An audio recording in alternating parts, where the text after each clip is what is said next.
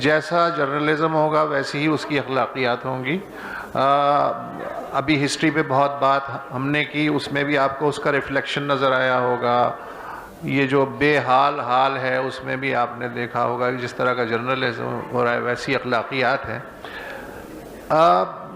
مزے کی بات یہ ہے کہ اخلاقیات کی, پروفیشنل اخلاقیات کی اتنی فکر ہمیں نہیں ہوتی جتنی ہماری اخلاقیات کی ریاست کو ہوتی ہے. کہا یہ جاتا ہے کہ دنیا کے جو بدترین قوانین ہیں وہ بہترین نیت کے ساتھ بنائے جاتے ہیں. مثلاً 2015-16 میں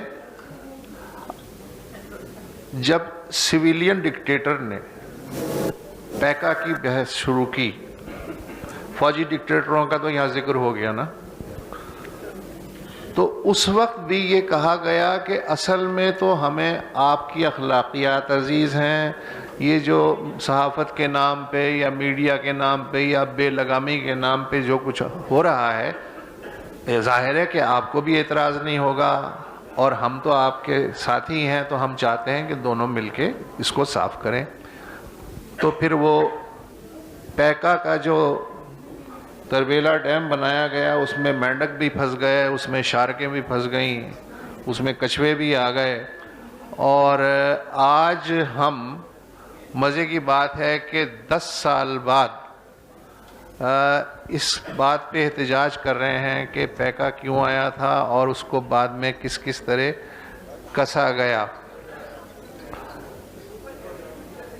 جب آپ سودے بازی کرنا چاہتے ہیں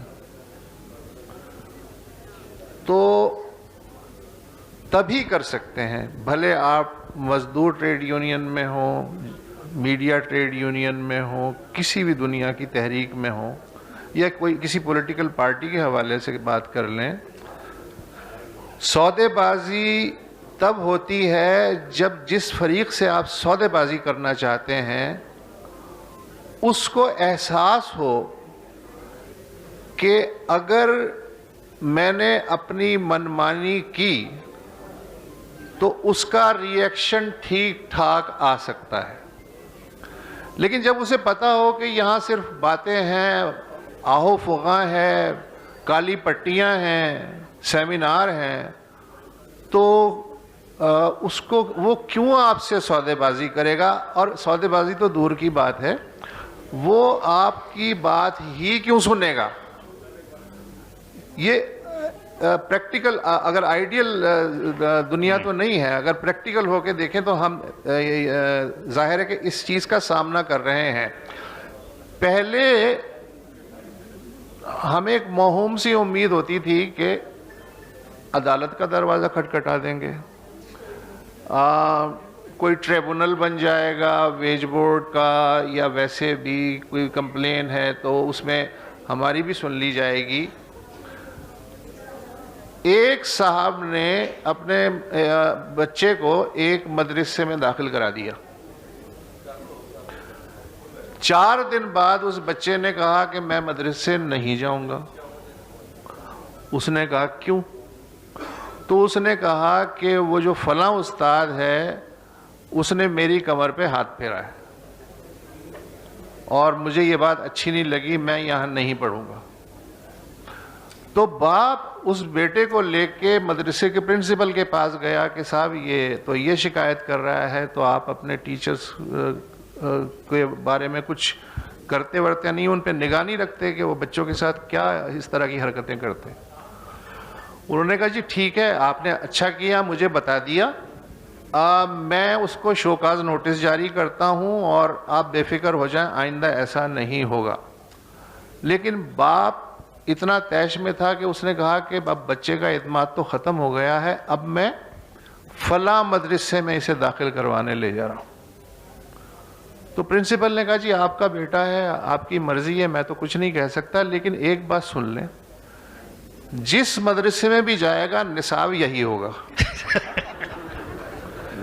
آپ عدلیہ کے پاس چلے جائیں, آج کی تاریخ میں آپ پارلیمنٹ کے پاس چلے جائیں, آپ ایگزیکٹو کے پاس چلے جائیں نصاب آپ کو سیم ملے گا.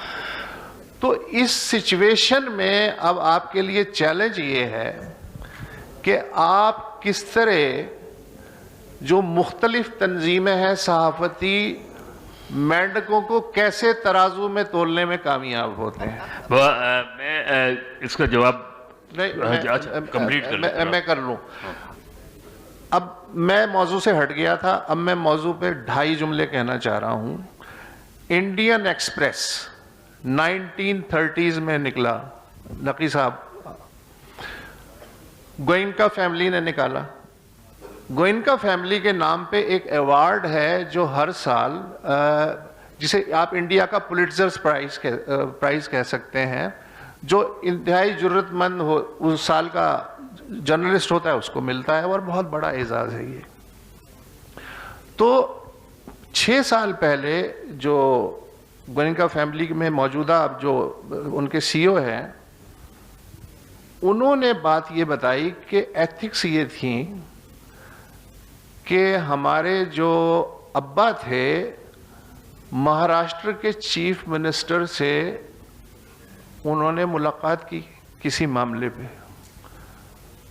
تو چیف منسٹر نے آؤ بھگت کی اور یہ بتایا کہ آپ کا جو فلاں رپورٹر ہے وہ بہت اچھا رپورٹر ہے اور بہت ہی پروفیشنل آدمی ہے. ہمارے ابا دفتر آئے اور اس رپورٹر کو نوکری سے نکال دیا. تو وہ ہکا بکا, اس نے کہا کیا کیا؟ کہنے لگے کہ جس رپورٹر کی حکومت کا سربراہ تعریف کر رہا ہو اس کی نیوٹرلٹی کے بارے میں آپ کیا کہہ سکتے ہیں؟ تو یہ تو میں بہت اونچی مثال دے رہا ہوں. جس رپورٹر کی کوئی تھانے دار تعریف کر دے وہ بھی چلے گا. چیف منسٹر کے کچن کی جو صورتحال ہے وہ بھی, مطلب اب میں بولنا نہیں چاہ رہا, روک لو. صحیح ہے.